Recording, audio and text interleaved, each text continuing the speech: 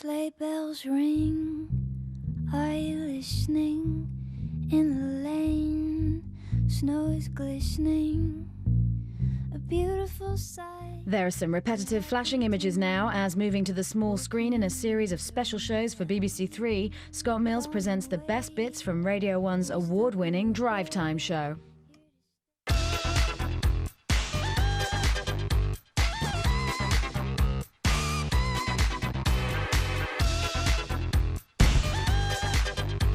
I can definitely taste there is alcohol. Are you resorting to sucking the insides out of liqueur chocolate? Some people would say you might have a problem. Radion! I love that guy's voice. Radio 1. Radio 1. On 3. Afternoon, how are you? Hope your weekend was good. All right, Chopper? You all right? Yeah, very good. Did you survive your Friday night? Yeah. I'd like to say thank you to the people. Well, obviously you did, because you're sat in front of me. I'm here. Laura had the best weekend of her life. What was her weekend? She still hasn't got over it. She's still, like, bouncing off the walls. Not the X Factor final. Right. Oh, poor same difference. What's that about? I demand a recount. Tell us why you're so excited on Saturday night. I went to see the Spice Girls, Chopper. Oh, my God. It was amazing. It's the best gig I've ever been to. And I cried twice. Once in Mama and once in Goodbye. Because she said the words kind of meant something to me at the time. Yeah. What, I want to make you holler? And Mel C waved at me. Right, Did she really? Right. Yeah. And they all did a solo bit, but it was really funny because they didn't let Posh Spice do one. She just pretended to do a catwalk What, thing. so all the others sing, but she just does a thing on the catwalk? Yeah. Oh, I wouldn't be happy with that if I was there. Oh, I think she loved it. And David Beckham was there, and June Sarpong. Now, I'm going tomorrow night, and basically, Laura, around the office, to anybody that might be going to one of the 8 million dates the Spice Girls are doing, is going, oh, have you got anyone to come with you? Because, you know, I'll be your plus one. And everyone's going, actually, no. Because I am going tomorrow, but You've got a spare ticket. I haven't... Well, no, I've already promised someone else that... Who? Are you taking that boy who was sick at the Radio 1 Christmas party? Because that would be quite embarrassing if he was sick on somebody's head. He's banned from going anywhere ever again. No, I promised somebody that I would take them who's also a big fan. So... I don't think that's true.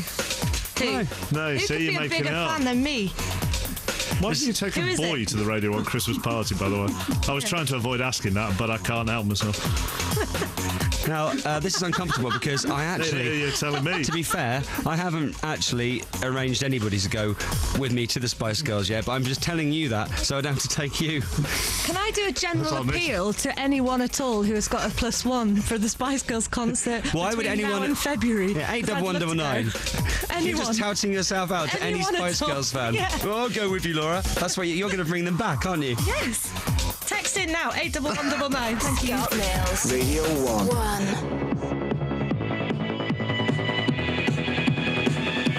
I got my first Christmas present yesterday. Did you? Yeah. Right. A box of chocolate liqueurs. It's very nice. Off of my aunt who lives in Shropshire. Right. I opened them, but it was fine. That's slightly rude, isn't it? No, it's fine. She always does it just a couple of weeks before, just so she gets the post, you know. Yeah. Now, I had a mate round last night, and my flatmate and his girlfriend. Nobody wanted one at all. I can't give them away, so if I open these now with my pen, right? Would you like one? No, I'm all right, actually, thank you. Why? You're struggling there, aren't you? That's fine. You normally have people to open your chocolates for you. I am finding it a struggle. Yeah. Now, nobody... I've got a sport bulletin to write Chocolate liqueur? past. Will you hurry up? Would you like one? No, I don't particularly like liqueurs. Laura, would you like one? Certainly not after you've just mangled them the way you're opening them. Would you like one? Yes, please. Okay, there we are. Oh, there's 4 different... Yeah. I bet you're going for the Cointreau one. Oh, you can smell that, can't you? Irish cream latte. One that doesn't speak. Would you like one? You don't. Okay, fine. No one has these apart from Christmas, do they? No. It's like when you go round to your mum's house at Christmas. Would you like a Brazil nut? What? Well, you don't have this at any other time of the year. Your mum does. She gives me Brazil nuts whenever I ask. Would you like a tangerine? No. And why have we got fruit in, Mum? This doesn't happen at any other time of year. Right, now I've just sent a Radio 1 all-staff internal email asking if anyone wants a chocolate liqueur. No one has actually replied as yet. No one wants one. Also, apart from, no, I don't want one, do you know what the best excuse is for not actually eating one of these chocolate liqueurs? What? My mate's excuse last night when he was around was, no, because I'm driving. Now, surely, these can't push you over the drink-drive limit, can they? I don't know. Well, you kind of used that same excuse then, saying you had a show to do. Surely somebody is... Although that's not a great excuse with you, to be honest. Surely somebody is willing to try these out. Or someone must have done that before. Someone must have done an experiment before to see how many you can actually have before you are over the legal drink-drive limit. Can they push you over, do you think? I don't if you know. eat enough of them... I'm no scientist. Right? Because surely, what you could do, maybe, is just like open the... If you get bored of the chocolate... You can't even open them once you're in the box. Could you do that for me? Thank you. It's embarrassing. What you could do, because the chocolate eventually will obviously make you sick, but what about if you just bit into the chocolate and then just poured it into your mouth? Do they actually have any alcohol in them at all? I think they must have some alcohol in them, don't they? What's that one you've got there? Ooh, orange mocha. No, I can definitely taste there is alcohol. Are you resorting to sucking the insides out of liqueur chocolate? Some people would say you might have a problem. It's all right, I don't eat them in the morning. Right. So I'm fine. That's when you need to start worrying. This is Radio 1. That was T2! And Axwell! Ready on! What's his name? Peter Dixon. He did all our One Night with Laura stuff. Oh, yeah, he's amazing. However, when he does his big voice, right, Yeah. he does sweat a lot. Ready on! Beads of sweat coming off him. Where does he do that from? Like, I think it's live? Yeah. So he's just in some, like, commentary box? He's a little box. He must clean up on a Saturday night. 'Cause He's on everything. He does Family Fortunes as well on Anton Saturday night. Deck! He's on everything. And he does Anton Deck. There used to be a guy, was he called Here's Our Derek with a quick reminder? Or was it Clive? Who did, what was it? Blind Date. Here's our Graham. Graham. He didn't need to shout to make his point, did he? Is it number one? Here's Colin Murray! Yours is a wee bit Hooray Henry, isn't it? It's not quite. That's better. Right, Do you these... think he has kids? Yeah, probably. Because you know when you used to play, and you're out in the street, and then your mum goes, Colin, time for dinner, and his kid Rebecca's out there, Rebecca! Dinner's your dinner! It's tea time! I tell you what would be even better if his next door neighbour was the referee from Gladiators, and he came out next. Derek, ready! Anyway, obviously the Christmas number one is likely to be the track we played earlier from Leon Jackson, When You Believe. That is a single, isn't it? Yeah. Yeah. They can put that in the front of the CD if they want. Yeah. This is a single. This might go back up again, Leona. It's a good tune. Then there's that Eva Cassidy one with Katie Mellower. Friend of the show. Which one of them's dead? One of them's dead. Eva Cassidy. Katie Mellower isn't dead. She's still alive, is she? She's still alive, yeah. She's Alive fine. and well. She's alive, very much alive. And Okay. a big friend of the show. Yeah. Yeah, it's not. Loves Yeah, that's us. nice girl. There might be Soldier Boy. Dubious lyrics. Very festive, though. Might be Yeah. Mariah. Well, how could this be? How could? It might be. What? She didn't release this year. Yeah. Just Just in the top. download it. Yeah. Right. This is in there as well. This is a possibility. Yeah. No, never heard this. Fairy Tale of New York. And Shaun the Sheep. Oh, God. So basically, Leon is the only candidate for Christmas number one who isn't either dead or talking about death. Or a sheep. Or a sheep. It's not even a real sheep, no.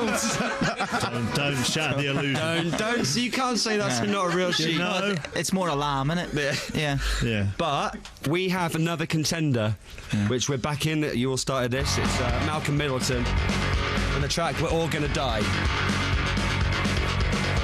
We want this to be number one. We're all gonna die, and whatever's nothing, we'll all have to face this alone. There's a wind on earth inside everybody. More thoughts like these can make you feel Colin, tell us why this track should be big this Christmas. Well, first of all, well done to Leon for winning X Factor. It's great that people can just go off the street and enter those competitions and do well for themselves, and if they've got talent, they do survive, regardless of single number one. What it is, the third year in a row that it happens, and there's a marketing tool where they release it and it gets to number one, but that's not what makes them. It's the album that makes them whatsoever. We only have one Christmas number one left in Britain, okay? Let's just cut straight to the chase. Top of the Pops ratings fell through the floor because nobody cared about singles anymore. They only come back for the Christmas one, and it's the one single around the world that the whole world look in to see what's number one in what should be the greatest music scene in the world, and for the third year running it will be the winner of a talent contest based on sheer weight of numbers. So I think it'd be a good idea to have an original artist doing an original song at number one for Christmas. You think it probably makes sense, that? And you can download this now. A lot of people already have. A lot of people talking about it on Facebook. It's Malcolm Middleton. Malcolm Middleton! People should download this. Fans of original music. Ginger people. He's ginger. When's the last time he's been a ginger at number one? Exactly. I hear Sean the Sheep's quite racist when it comes to ginger people. Right, thankfully, Malcolm has done some messages for us as well. Hi Laura, from one ginger person to another, I hope you have a semi-decent holiday. Oh, that's beautiful. Oh, that's nice. Yeah, see? He did say he was ginger. Let's face it, love, Christmas is a time for honesty. Yeah. Hi Scott, I feel contractually obliged to say Merry Christmas to you as soon as you played my single, We're All Going to Die. I love him. That's heartfelt. Hi Scott, thanks for playing my Christmas single, We're All Going to Die. Hope you have at least an average Christmas or whatever. That's the spirit, Malcolm. Do you know what? It started at the longest odds ever for Christmas number one, and a lot of people have said to me, it's a great idea, but it'll never happen. And that's exactly why year after year we take this lying down that's predictable. It's not about having anything against X Factor. I think it's produced a lot of really good artists and some bad ones as well. I hope Leon goes on to write a very creative record, but I'm sorry, a cover of a cover, it's not sang very well. The only thing I can say, it's true though, the only thing I can say positive about it is at least nobody involved in it is dead. So many surveys out, you read them in the papers every day, in magazines, and frankly, who cares? So we thought we'd join in, and we asked the people of Britain, what do you think Britney Spears smells of? I think Britney Spears doesn't smell very nice. I think Britney would smell like a wet dog. Pickled onions, yeah, should be nasty. Baby sick and probably cigarette ash. A warthog. Gherkins? Maybe spaghetti carbonara. Why would you come up with that? Also, how does that person know what a warthog smells like? Maybe spaghetti carbonara. As we were saying last week, though, looks like Britney Spears, smells like spaghetti carbonara. What more could a man You'd want? take that, wouldn't you? Oh, you would, definitely. Maybe spaghetti carbonara. There was one common answer that kind of ran through our survey, though. I think Britney Spears smells like Newland Fish Market. Smelly fish. I think Britney Spears smells of my fishbowl after it hasn't been cleaned for about 3 weeks. Trout. Britney Spears smells like trout. Now, before we played you those last week, I asked you, what do you think Britney smells like, and what did you say straight off? And I said fish. What is it about her that makes people think, yeah, she definitely smells of fish? I don't know. I can't explain it. It's just when you're put on the spot and you're asked that question. First word that comes into your head is fish. As Edith's mum proved on Family Fortunes on Saturday night. Did you see that? She was asked to name a type of nut, and she said cheese. Now, you just I know. Put on the spot, though, isn't it? Do you put on the spot? What can you do? No.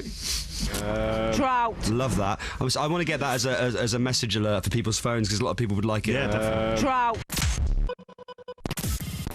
I do have the chocolate liqueurs here that I got from my aunt off of Shropshire. Thanks, Auntie Iris. Also, I now do have a breathalyzer. Okay. So, I'd like to do an experiment. Yeah. It's good, that.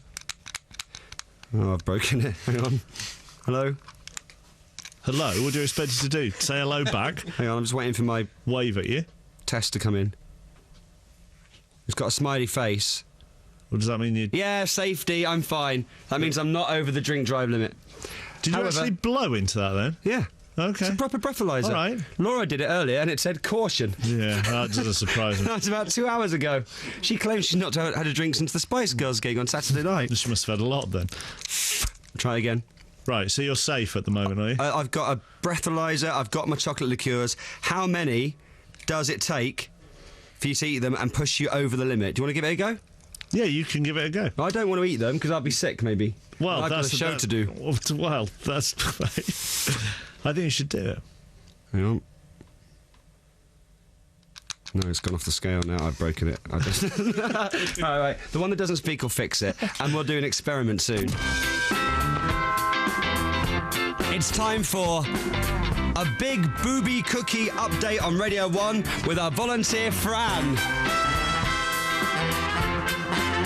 Moshi. Take out order.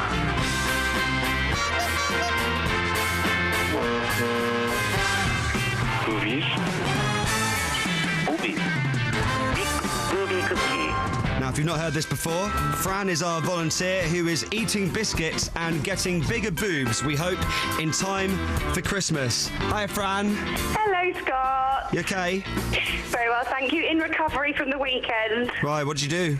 Oh, I drank far too much mulled wine. Oh, did you? Okay.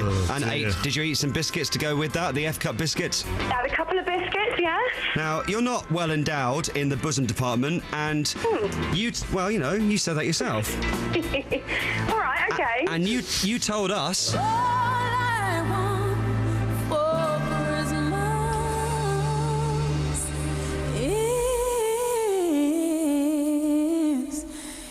So we gave you the F-Cup cookies, which are on sale in Japan. We tracked them down, the big Booby cookies. And this is currently day 8 of the experiment. The idea is that you eat these, and they do get bigger. Now, we haven't spoken over the weekend, and day 8, we're quite far into the experiment now, aren't we? Yes, quite far, yeah. Now, if you'd like to have a look at pictures of Fran, all the pictures from last week are online at bbc.co.uk/Radio1. Go and have a look right now if you're just doing the last few minutes at work and a bit bored. You like your ridiculous headgear, don't you? Yes, we've got another one coming today as well. Well, why are you in the last photo? You appear to be wearing some kind of tree. It's a Christmas-type tree. All right, it's a white tree then, yeah. Yes. Now, where are you at the moment? I'm in London. Okay. In the theatre. Oh, you're in the theatre, love, aren't you? She's being well shady. Yeah. Okay. Now, last week, measuring around the biggest bit of the booby, last week it was 34 3/4 inches around the biggest bit, wasn't it? 34 3/4. Okay, so who have you got measuring you today with you? I've got my friend Sammy measuring me, and we have done a measurement, and we might have a bit of a result, but just to make sure, we're going to do it again. Okay, yeah, right, do Sam? it again. Okay, all right, Lucky Sammy. Okay, I'm 29.5 around the chest still. All right. Okay. Okay. What about the other one? Oh, around the big bit. 30. It's definitely 35. They've got 35. Wow. 35! Quarter of an inch. Come on! That is amazing. We've made it to the big 3-5. That was our first target. Yeah. So, I'm really pleased about that because I didn't want, right, because like Friday, Saturday, Sunday goes by. Now it's Monday, it's day 8, and I didn't want it to be the same or even a bit of shrinkage going on. No, I was a little worried, but it's definitely on 35, and we've done it twice. That was the third time, just to make sure. Definitely we were 35. worried because that photo where you've got that tree on your head, the one that doesn't speak in particular, thought that they were getting smaller. No. Well, see, it was just the angle. the measurements don't lie. bbc.co.uk/Radio1. Go online and have a look at Fran. Boobies. Big Booby cookie. There's a bit of concern on the text, like Sarah, who's currently in an hour-long queue to get out of Blue Water. Oh, God. I reckon Fran may have got a bit fat because of eating the biscuit and drinking too much wine over the weekend. That seems to be a popular theory. A lot of people are saying maybe Fran is putting on tonnage elsewhere. But nicely put. Laura has pointed out that's why it's good that we have a girl on the team. Yeah, because we just don't understand because we're boys. Because if you listen to what she was saying, she says she's still 29 underneath. Right. She's still 29 round. It's only the boob part that's but she hasn't measured her stomach, has she, or her ass? At the same time as her boobs could be doing that, it could be going out the back at the same time. Out the back. The amount of mulled wine and biscuits she's eating. So I was saying earlier, I got my first Christmas present from my aunt, which I'm very grateful. No one seems to want one of the chocolate liqueurs. Not a big fan of liqueurs. I asked earlier, how many of these does it take to push you over the drink drive limit? Now, we need to do this experiment, right? We've got a breathalyzer, we've got the chocolate liqueurs. All we need now is a volunteer to do the experiment. Go on then. Or maybe what we should do is, we can ask around like we normally do, like this. Who votes for Laura? Right, so that's 3. So that's the one doesn't speak, and Chappers, and me. So it looks like it's going to be you then. Oh, that was easy. It really was, wasn't it? I love that. So thanks for being our willing volunteer. And what we're going to do is we've got quite a lot of boxes of chocolate liqueurs. We do have a breathalyzer. If we can breathalyze you, eat chocolate, Laura. It's not like breathalyze you at the moment. Like you don't do it. You do it then. Also, I can't believe on the text how many people and email how many people have actually done this experiment already for their college work, for like dissertations and stuff. And they've done it on TV shows. I think they did it on Big Brother. They've done it on Brainiac. They've done it on everything except us. You get to eat liqueurs, Laura, and you might get a degree at the end of it. If everybody else has done it, it means we don't have to. No, I think I want to because we need our own results. Where would science be with attitude like that? Exactly right. So, it's a good breathalyzer. I think it's like one like the police use because it's got a smiley face if you're in the clear and a sad face if you're over the limit. Right, okay. What are you doing? Laura, blow into that, my darling. And then wait for the result. Smiley face for good, sad face for bad. It says test now. It's got no face. Confusing it. That's not a good sign. No. Right. It's broken. Are you dead? Oh. Oh. Bing! Safety. Smiley face, safety. So at the moment, Laura is not drunk. Okay. However, we will be doing our experiment very soon on Radio 1. Here's the first box of the chocolate liqueurs. There's many more of them. And we'll see how long it takes for you to be over the drink drive limit, just because I want to know, really. So there's your box of chocolates. Radio 1. Radio 1 on 3. I love all the scientific people that always text in, don't they? Every time we do an experiment like this, they're like, make sure you give it 20 minutes before you test her breath or the machine will read her mouth alcohol. Love you. That's from Steve in Salisbury. At the moment, what we're doing is trying to see how many chocolate liqueurs you have to eat to be over the drink drive limit. Will these make her boobs grow as well? I don't know. You don't want that, do you? How's it going? If you could just eat a few more. I've done half a block. Okay. Oh, you're doing that horrible thing of eating on air now as well. Yeah. I don't like that on cookery programmes. What was that thing at the weekend? Something for the weekend. Have you seen that show? Oh, they do it all the time. Oh, it's horrible. That's because they cook about 17 different courses in the course of that show. Don't they? In between showing Hong Kong Fooey. How are they tasting? Horrible. They're not the best, are they? No disrespect to my aunt. It ruins chocolate. Why? What, the liqueur taste? All right. So, if you could just blow into our breathalyzer. Now, someone said you need to sound more like a policeman.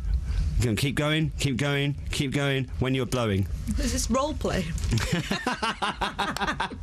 Good morning. Good morning, good morning. Right, I'm blowing now. Okay, go. Half a box of chocolate liqueurs already eaten. Oh! What's that saying? Danger! And it's peeping, and he's got a sad face and one tear. So half a box says danger.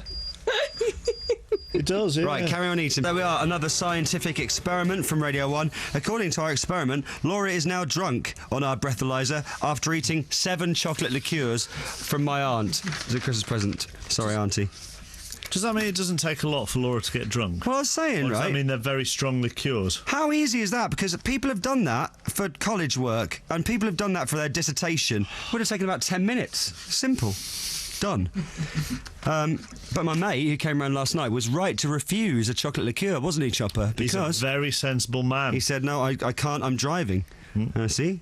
Some people, the science people that we always get, are going, well, you need to wait 20 minutes after drinking to get an accurate reading. So... But in our experiment, you're drunk. Yeah, and that's... So bear that in mind. On 7 chocolates. Right, let's meet some freaks.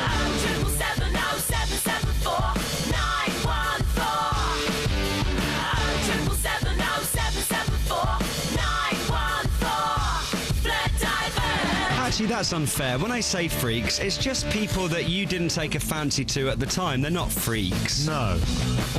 God, you're harsh. Yeah. It's the season for it. Loads of Christmas office dues are on at the moment. Just because you're not choosy. I am?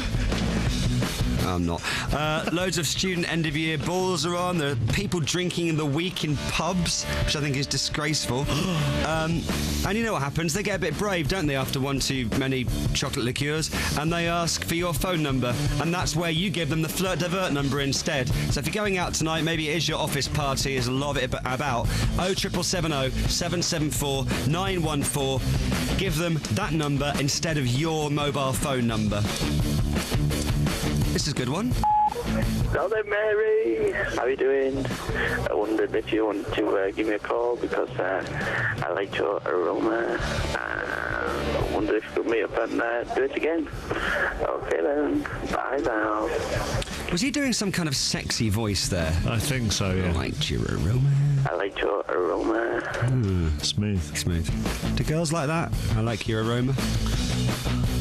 I don't know, to be honest. I don't. I really don't. It's not a line I've ever used. I like your aroma. Now, I've got a theory about this one. I think someone's been pretending to be a celebrity. By the way, chappers, I like your aroma. Trout. Thanks. Right. Yeah, I think someone's been pretending to be a celeb here. Listen. Hi, I'm not some stalker freak, but I just needed to ask you a question, if you get this message and if you want to. Just one question, nothing scary, freaky. Well, hope you're okay anyway. Take care, bye. Now, when someone starts a conversation with the words, I'm not a stalker, generally, that means, in my experience, they are 100% a stalker. They really are. I'm not a stalker, it's nothing scary, freaky, although I can see you through your bedroom window right now. I'm not a stalker, ... but I am getting a little bit cold, sat outside in your back garden. Yeah. So she's definitely a stalker, and you were right to give her the Flirt Divert number. Right. Hey ladies, would any of you take this guy on? It's a good offer. Hello, Cheryl. You haven't got back to me. I'm offering you a deal of a lifetime. I've asked you out for a full plate of hot food. To have a deal or no deal. Get back to me, please. Bye. A whole plate of hot food, and she's hot food. She's not got back to him. Not a cold buffet. Whole plate of hot food. I've asked you out for a full plate of hot food. Right, and he says deal or no deal. Oh, hang on.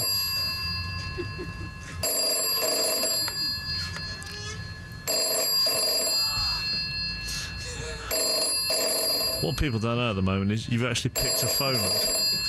It's meant to stop ringing. Hello. Yep. Okay. Thanks then. It's no deal, I'm afraid. That was rubbish, wasn't it? Yeah, because the phone doesn't... the person on the phone doesn't do the deal or no deal. He's got to do the offer. I've told you before, I never understand that show. I don't You'd understand. never have guessed from that reenactment. I don't You get it. completely stuffed that up. So hang on, what happens? Someone says deal or no deal. No, the phone rings. Oh. Right? Right, yeah. Then you pick it up. Hello. Right. Then you come back and go... He's offering a plate of hot food. He's offering deal a plate of or hot no food. Deal? Deal or no deal? No deal. Thanks, bye. All right, I get it now. Maybe we should have had a chat about how that should work before we did that. I like my way of doing it. Dear. And this is my favourite. Hiya, babes, alright? It's Coxie. Look, I'm really sorry about the other night and crap one night, but I'd like to have another go if you don't mind. So if you can give me a ring back and meet up again, okay? I love it. That's a bit crap. So I'd like to have another go, if that's all right. I'd like to have another go if you don't mind.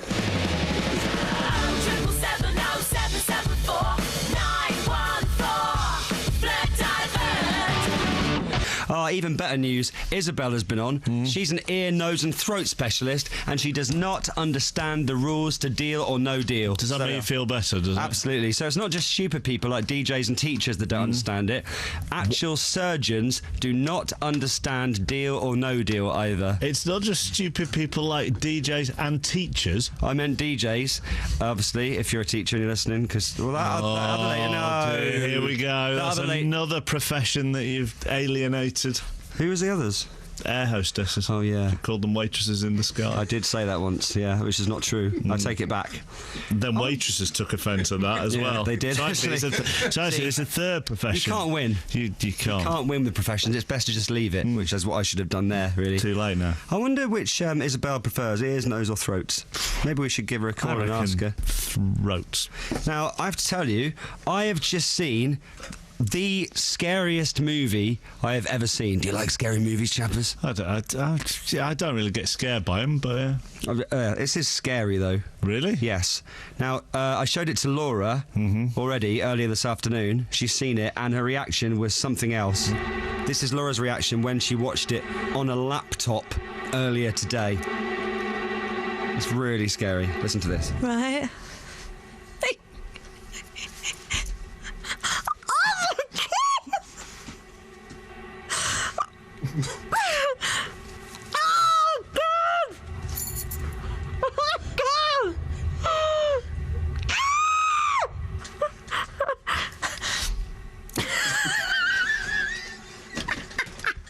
There we are. That was Laura watching the scariest film of all time. Was that her being scared? Or laughing? She was kind of repelled by it, I think. Okay. Would you like to see it? Yeah, go on then. Okay. Let me come around there and I'll sort it out. Yeah. Oh my god. Oh my god. It's the scariest movie of all time. Oh. Keep watching. I think I'm going to be sick. Keep watching. Oh. I don't even know if I can. Oh, gee. Open your eyes. Oh, God.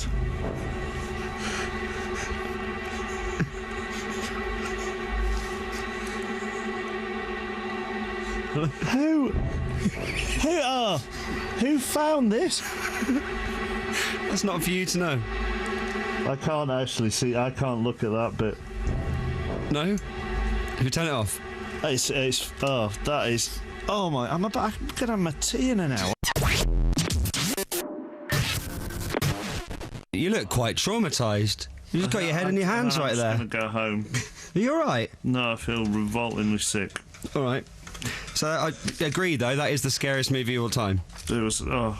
Oh God! Oh yes. Yeah. At the moment on the Scott Mills Daily free download. Scott Mills Daily. No, it's not on there. Phew. God. No, it's not. Zane Lowe is coming next. Pendulum. Hi. I have to say, for the benefit of those listening, that, you know, often when people do things like that and they have people watching films or whatever, you know, you sort of assume when you're listening at home there might be a little bit of exaggeration going on for the sake of radio, even in this day and age where you can't do that. No. But I was watching you guys on closed circuit television in here, and I was watching Chapper's reaction to that scary movie on the laptop. Really scary. And I've never seen a grown man look so pathetic in my life. Loads of people trying to guess what the scariest movie of all time is that I just sent Chappers. I asked you, you wouldn't tell me. I can't tell you. I really can't tell you. It's too scary. Right. It's not Hostel, though. It's a lot scarier than that. Yeah, well, he's got his head in his hands right now as we speak. He's still thinking about it. That's how scary it is. I got something that'll cheer you guys up. Can I bring it through? Yeah. Talk amongst yourselves for a sec. Tell you what, I'll give you a beat, make it easier for you. Okay. This is Radio 1. What do we think this is going to be? I don't know. I'm a bit scared now. Maybe he's going to dance for us. Kill the music! Kill the music! Kill the music! Okay. This is for you, pal. That is amazing. Thank you. You remember last week I was put in the embarrassing position of having to ask Zane for his autograph for a friend of a friend. Friend. That's right. Friend. There it is right there, Joe. I went through 6 of those before I realised it wasn't for you. There's 6 signed to Scott upstairs on my desk. Oh, thank you so much. Yeah, you're more than welcome. Hey? That is really good. Look, thanks for asking for one. It's been 6 months. I know. I appreciate it. Head Kaiser Chiefs, let's start the show. Yeah, take the other one off and then put Kaiser Chiefs on. It would be good. That was horrible. Yeah, that was not. Oh, it's a disaster. Oh no, it's gone wrong. Zane, come back. Zane, please come back. You know, you leave your team alone. You leave your team alone for 30 seconds. You ask them to press a button. How difficult is it? Do you know what I mean? Do you know what? All of a sudden, because I'm going away at some point over Christmas and New Year, I don't feel so bad about that now. You know, I feel like my job is somewhat safe. Thank you, Scott. It's not as easy as it looks. Not as easy as it looks, kids. I tell you, you try it. Hey, welcome welcome to the show. We got a special one lined up for you tonight, of course. It's the week leading up to Christmas. We look back at 2007 with 3 very special guests. It's a comprehensive-ish review, good-natured, full of mince pies and drinks of kinds. With Ricky Wilson from Kaiser Chiefs, Ninja from Go Team, and Rev and the Makers. Music from our guests to kick off the show. Good evening.